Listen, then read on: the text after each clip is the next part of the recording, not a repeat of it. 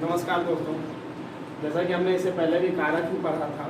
कारक में कारक के 5 भेदों को हमने जाना था और आज भी हम कारक ही पढ़ेंगे और कारक के छठे भेद के बारे में जानेंगे। ठीक है, कारक का जो छठा भेद है वह है संबंध कारक। संबंध कारक जिसका चिन्ह होता है का के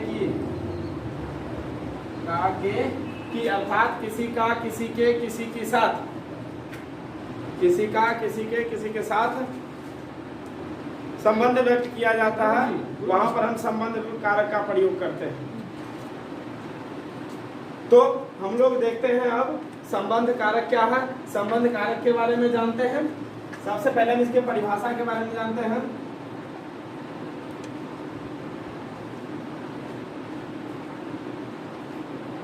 संबंध कारक कहता है संबंध से ही पता चलता है यह किसी व्यक्ति या वस्तु के साथ किसी का संबंध व्यक्त करेगा।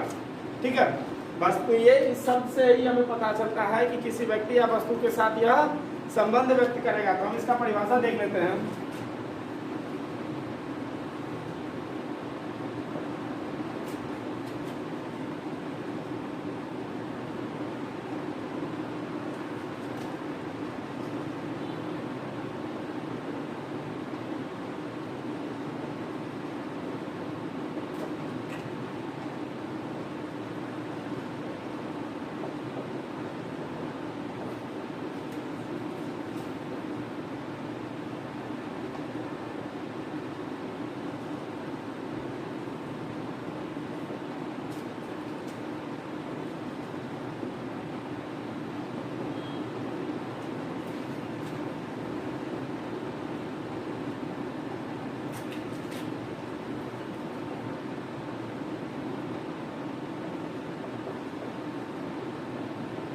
कहता है किसी व्यक्ति या वस्तु का किसी वस्तु या व्यक्ति के साथ अगर कोई संबंध व्यक्त किया जाता है, कोई संबंध व्यक्त किया जाता है तो उसे क्या कहते हैं?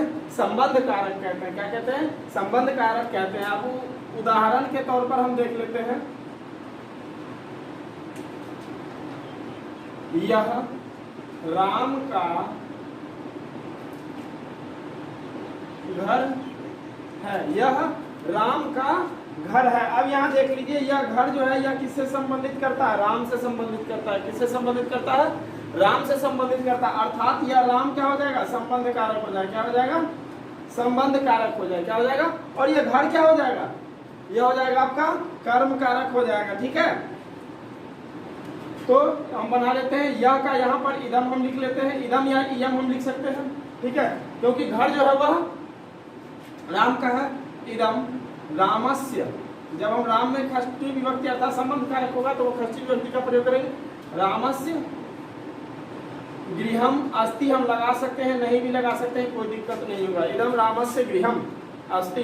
ठीक है, ये था हमारा संबंध कारक, जो किसी वस्तु या व्यक्ति का किसी वस्तु या व्यक्ति के साथ संबंध व्यक्त करता है उसे संबंध कारक कहते हैं। ठीक है, तो ये था हमारा। इसके बाद हम लोग चलेंगे संबंध के नियम पर। अब देखते हैं संबंध का नियम कितना है। संबंध के नियम यहाँ पर हम 7 पढ़ेंगे। वैसे तो नियम बहुत सारे दिए जाते हैं, लेकिन हमारे एग्जाम के लिए, हमारे परीक्षा के लिए जितना हमें महत्वपूर्ण जरूरी होता है उतना ही हम लोग पढ़ते हैं, क्योंकि हमें इसके बारे में उतना ही जानना है जितना हमें जरूरी है। ठीक है, तो हम चलते हैं इसके नियम पर। संबंध कारक का सबसे पहला नियम है नियम नंबर 1, संबंधे षष्ठी।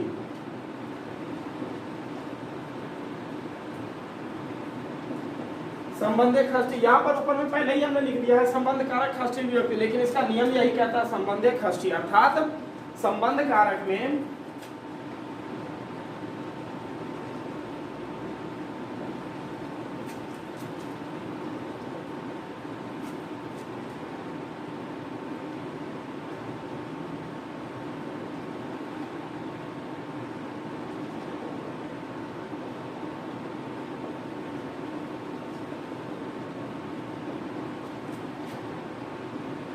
संबंध कारक में षष्ठी विभक्ति का प्रयोग करते हैं। किसका प्रयोग करते हैं? षष्ठी विभक्ति का प्रयोग करते हैं। ठीक है, उदाहरण के तौर पर हम देख लेते हैं। यथा राम दशरथ के पुत्र हैं। राम दशरथ के पुत्र हैं। अब देखिए राम किनके पुत्र हैं? दशरथ के पुत्र हैं। यह काके की अर्थात यह के जो लगा हुआ है किस में लगा हुआ है? दशरथ में लगा हुआ है। अर्थात यह दशरथ क्या हो जाएगा? संबंध कारक। क्या हो जाएंगे? संबंध कारक हो जाएंगे। ठीक है, तो राम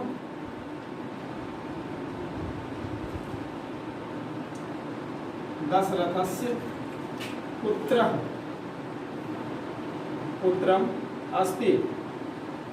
या अस्ति नहीं भी लगाते हैं तो हम चलता है, कोई दिक्कत नहीं होगा।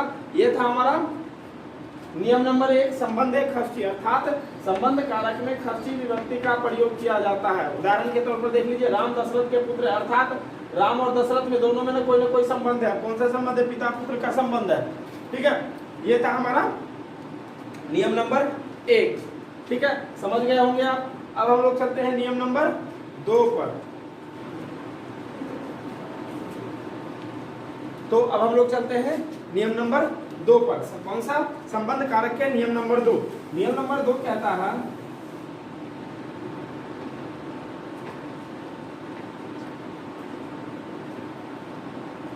उभय प्राप्तो कर्मणि। उभय प्राप्तो कर्मणि। अब इसका मतलब क्या था? कहता है जब कृत प्रत्यय, ये जब हम कृत प्रत्यय का प्रयोग करते हैं, कृत प्रत्यय का जब हम कृत प्रत्यय का प्रयोग करते हैं तब वहां पर एक साथ कर्ता और कर्म में, एक साथ कर्ता और कर्म में दोनों में खर्ची विभक्ति का प्रश्न उठता है कि हम कर्ता में लगाएं या कर्म में लगाएं, दोनों में हमें खर्ची विभक्ति का प्रयोग करना पड़ता है। उस समय हम ध्यान देंगे कि जब हमारे अनुवाद में, हमारे शब्द में कर्ता और कर्म दोनों में खर्ची विभक्ति का प्रश्न उठे तब हम सिर्फ यह खर्ची विभक्ति का प्रयोग हम सिर्फ कहाँ करेंगे? कर्म में करेंगे, कर्म में करेंगे। कब? वो अभी जब हमारा नियम क्या कहेगा? उभय प्राप्तो कर्मणि। नियम हमारा क्या कहेगा? उभय प्राप्तो कर्मणि। तो इसका हम देख लेते हैं हिंदी।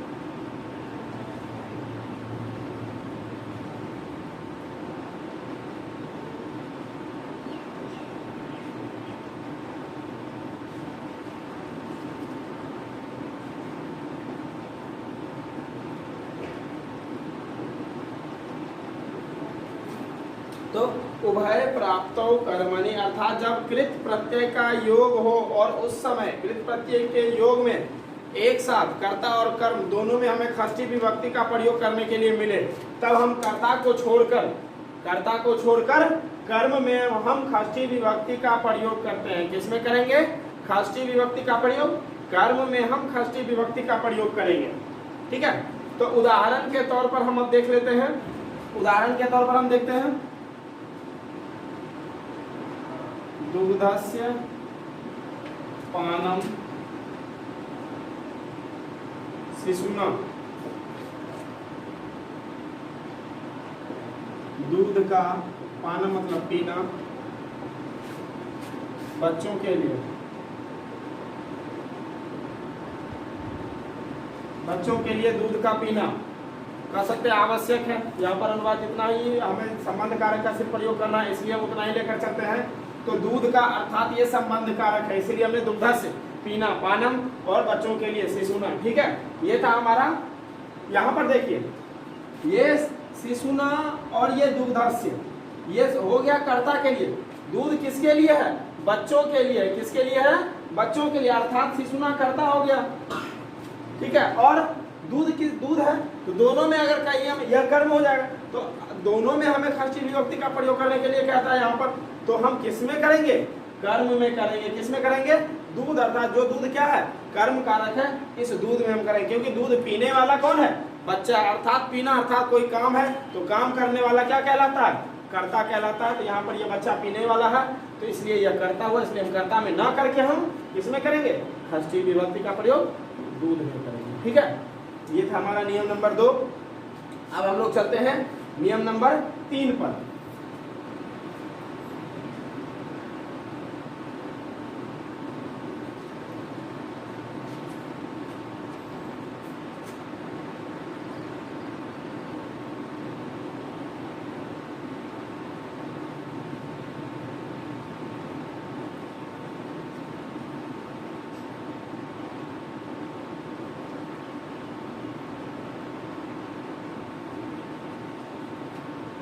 अब देखिए नियम नंबर 3 कहता है कृत्यानाम कर्तरीवा।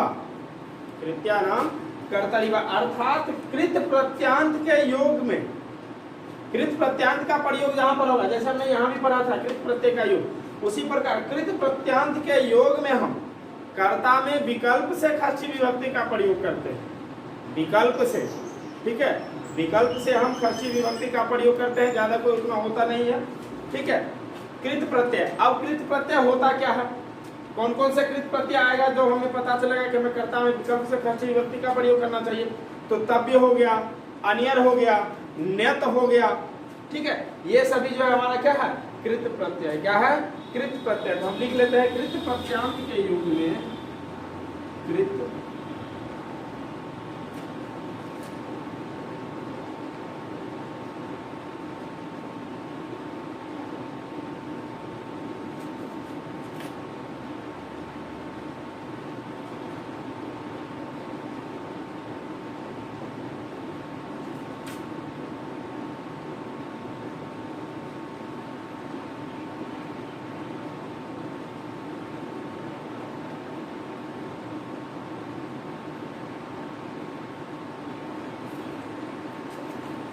ठीक है, तो कहता है कृत प्रत्यांत के योग में कर्ता में विकल्प से षष्ठी विभक्ति का प्रयोग करते हैं।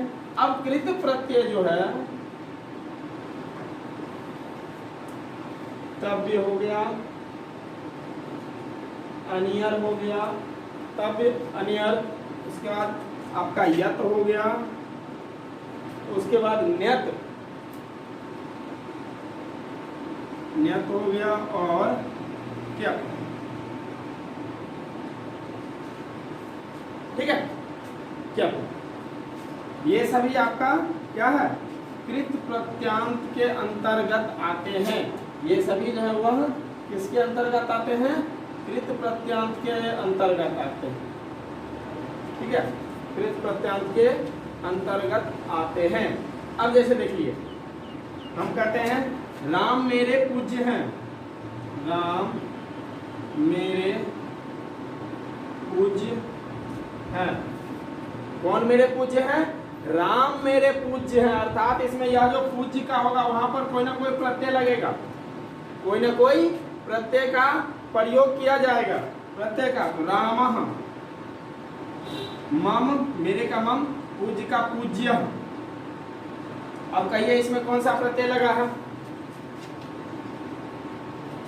राम मम पूज्य। अब इसमें हम कौन सा प्रयोग किया है मैंने? तो इसमें जो है अब इसी समय से कोई ना कोई होगा, है?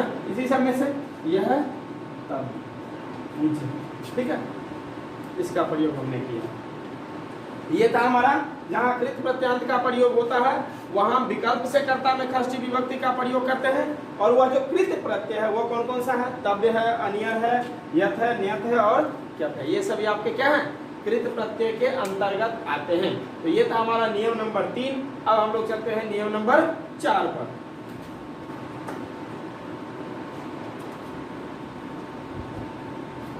हम चलते हैं अब संबंध कारक के नियम नंबर 4 पर।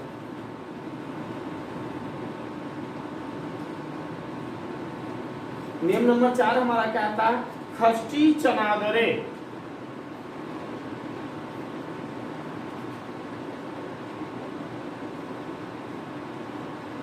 खष्टी चानादरे। चानादरे मतलब जहां किसी का अनादर किया जाता है, तिरस्कार किया जाता है किसी को, उसमें हम क्या करते हैं? खष्टी विभक्ति का प्रयोग करते हैं। किसका प्रयोग करते हैं? खष्टी विभक्ति का प्रयोग करते हैं। ठीक है, तो देख लेते हैं हम। कहता है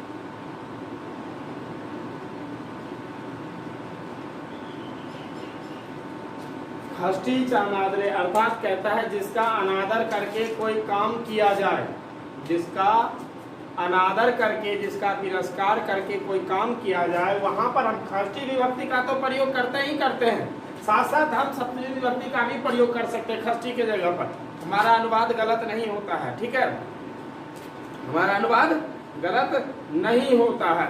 अब जैसे हम उदाहरण में देखते हैं,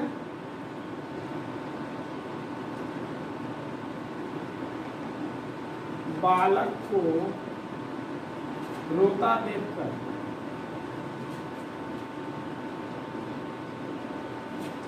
रोता छोड़ माता चली गई। अनुवाद हमारा क्या है? बालक को रोता छोड़ माता चली गई। अर्थात बालक रो रहा है, माता को कोई फर्क ही नहीं पड़ता है, अर्थात उस बच्चे का अनादर कर रही है वह माँ। ठीक है, ऐसा होता नहीं है लेकिन अनुवाद कहता है।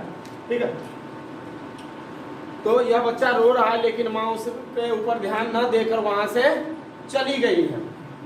तो इसमें हम खष्टी, यहाँ पर तो जब बालक रो रहा है और माता चली गई तो यहाँ पर अनादर किया गया बच्चों का, तो इस अनादर के जगह पर हम किसका प्रयोग करेंगे? खष्टी विभक्ति का प्रयोग करेंगे। तो हम देखते हैं, रुदतः शिशो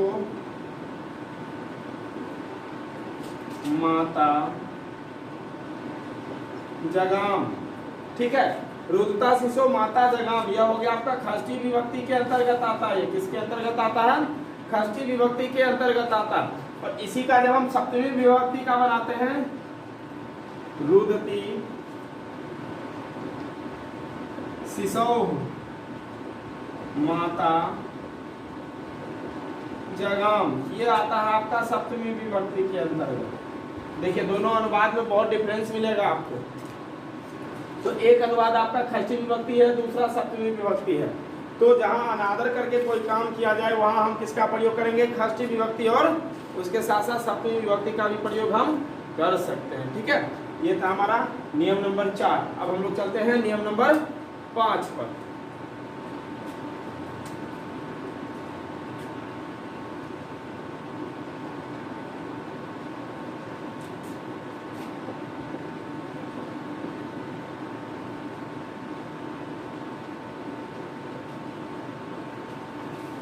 नियम नंबर 5 कहता है विवक्षया खष्टी। क्या कहता है? विवक्षया खष्टी। कहता है वक्ता के इच्छा के अनुसार, वक्ता के इच्छा के अनुसार कभी कभी अन्य विभक्तियों में भी हम खष्टी विभक्ति का प्रयोग कर लेते हैं। किसके इच्छा के अनुसार? वक्ता, अर्थात यदि मैं बोल रहा हूं तो मेरे अनुसार जहां तृतीया विभक्ति या पंचमी विभक्ति है वहां हम खष्टी विभक्ति का भी प्रयोग कर सकते हैं। ठीक है, लिख लेते हैं, वक्ता के इच्छा के अनुसार कभी कभी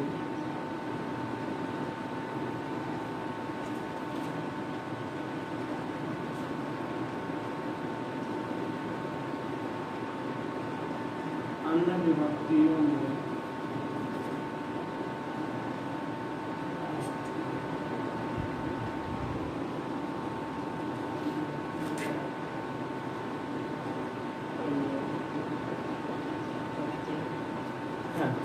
तो वक्ता के इच्छा के अनुसार कभी कभी हम अन्य विभक्ति में हम षष्ठी विभक्ति का प्रयोग करते हैं। ठीक है, अब उदाहरण में देख लेते हैं। ये था, कहता भय से तभी तक डरना चाहिए जब तक भय आ नहीं जाए।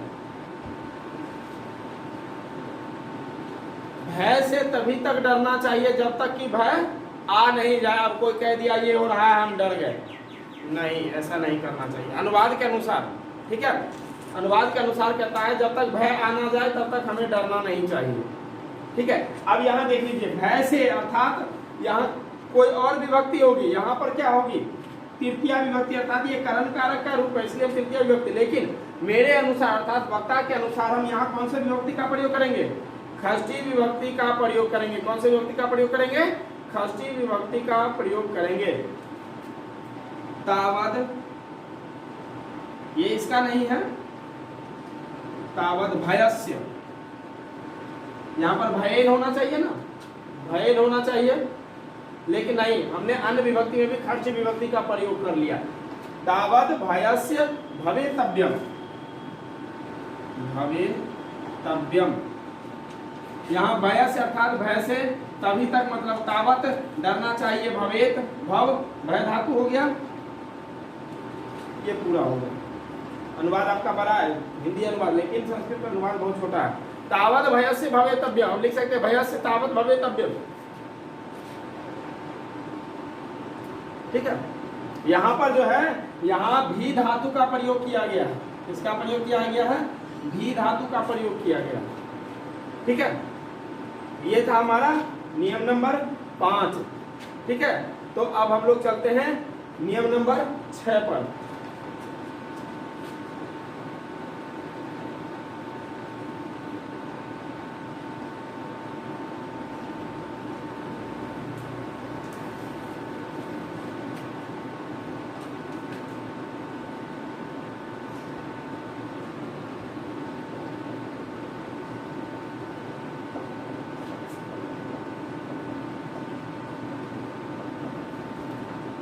अक्तस्य च वर्तमाने, अर्थात अक्त प्रत्यय का प्रयोग जहां होता है, यह अक्त प्रत्यय, हम इसको निकाल लेते हैं। अक्त प्रत्यय का प्रयोग जहां पर किया जाता है वहां पर हम कर्ता में, वर्तमान काल में कर्ता में हम षष्ठी विभक्ति का प्रयोग करते हैं।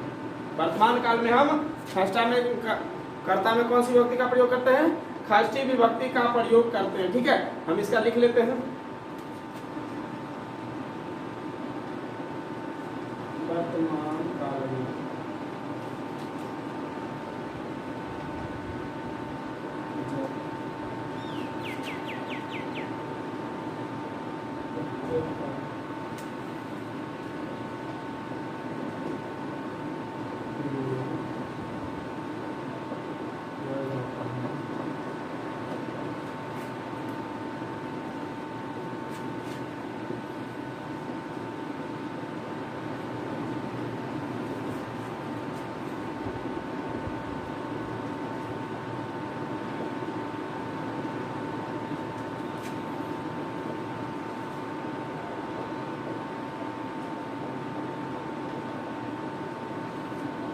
वर्तमान काल में जब अक्त प्रत्यय का प्रयोग किया जाता है तब हम कर्ता में षष्ठी विभक्ति का प्रयोग करते हैं।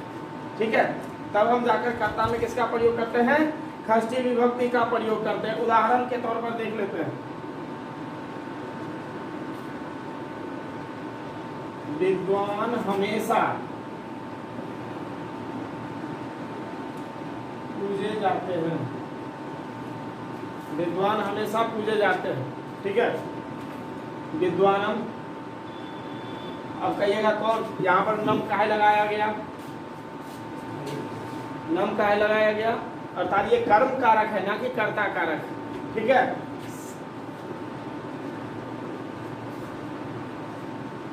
विद्वानम हमेशा का होता है सताम, पूजे जाते हैं, पूजिता अर्थात अक्त प्रत्यय, पूजिता अर्थात अक्त प्रत्यय, ठीक है। विद्वानम सताम पूजिता, विद्वान हमेशा पूजे जाते हैं, षष्ठी विभक्ति का प्रयोग किया गया है यहाँ पर, ठीक है। समझ में आ गया होगा। अब हम लोग चलते हैं नियम नंबर 7 पर।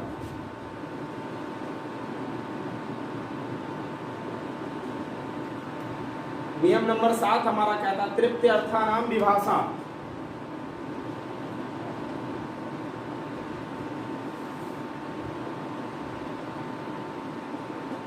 विभाषा अथवा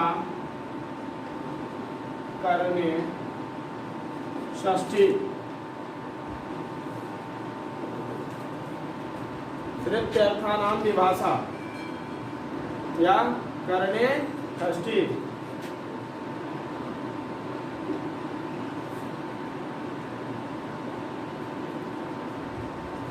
ठीक है, कहता तृप्त्यर्थक, तृप्त्यर्थक धातु में, धातु के योग में करण कारक में षष्ठी विभक्ति का प्रयोग किया जाता है। किसका? करण कारक में, योग में, करण कारक में विकल्प से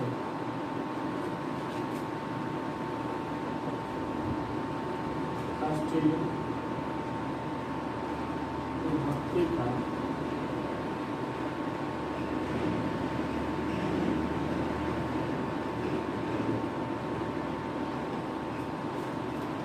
तो जहां तृप्त्यर्थक धातु होगी वहां पर हम करण कारक होगा और उस करण कारक में हम किसका प्रयोग करेंगे? षष्ठी विभक्ति का प्रयोग करेंगे। किसका प्रयोग करेंगे? षष्ठी विभक्ति का प्रयोग करेंगे। अब हम यथा के तौर पर देख लेते हैं। आग, काष्ठ से या लकड़ी से लिख लेते हैं, लकड़ी से नहीं बुझती है।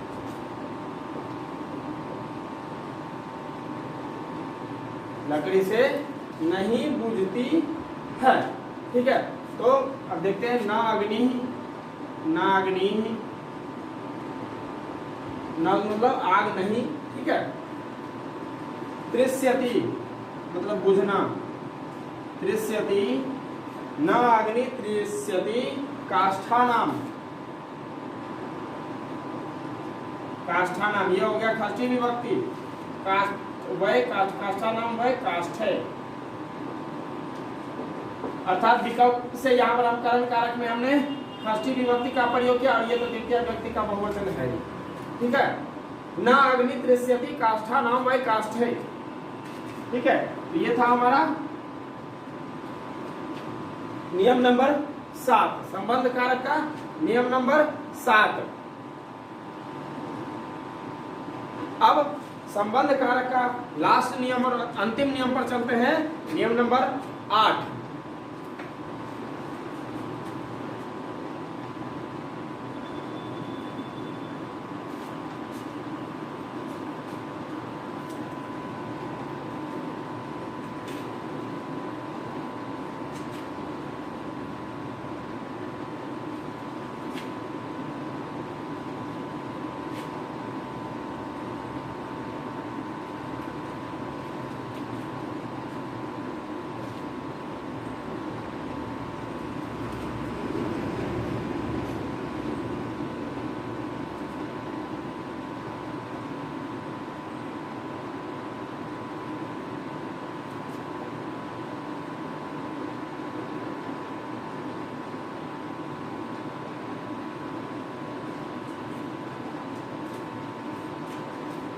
नियम नंबर 8 और अंतिम नियम है ये, कहता है कर्तृकर्मणो कृति, कर्तृकर्मणो कृति अर्थात कृत प्रत्यांत। यहां भी हमारा कृत प्रत्यांत,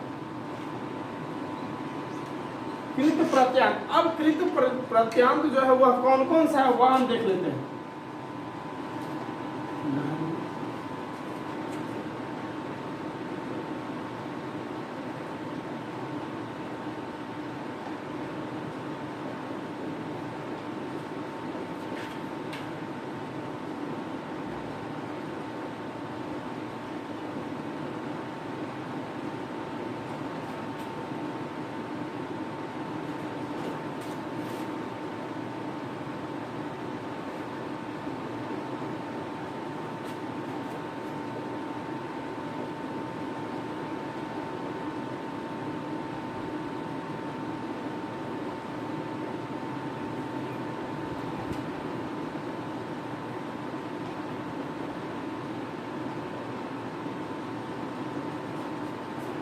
क्या है? कर्तृकर्मणो कृति अर्थात कृत प्रत्यांत। अब कृत प्रत्यांत कौन कौन सा है? घन, इक्तिन, अन, त्रिच आदि प्रत्यय शब्दों के योग में कर्ता और कर्म हम दोनों में खष्टी विभक्ति का प्रयोग करते हैं। ठीक है, दोनों में हम किसका प्रयोग करते हैं? खष्टी विभक्ति का प्रयोग करते हैं। उदाहरण के तौर पर हम देख लेते हैं।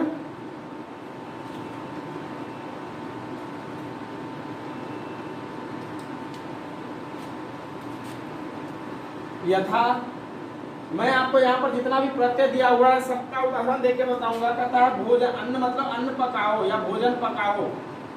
लिख लेते हैं अन्न पकाओ। ठीक है, भोजन अर्थात अन्नस्य, ये ना षष्ठी विभक्ति का प्रयोग करेंगे हम तो अन्यस्य। पकाना का होता है पाकः। ठीक है, वैसे पकाना का होता है पच धातु के अंतर्गत आता है। तो ये है आपका घन प्रत्यय। ठीक है, कौन सा प्रत्यय है? घन प्रत्यय है। अब हम चलते हैं एक तीन प्रत्यय। कहता है तब गति, तब गति अर्थात तेजी से, तेजी से, ये हो गया आपका तीन प्रत्यय। ठीक है, तेजी से तीन प्रत्यय। अब है उसके बाद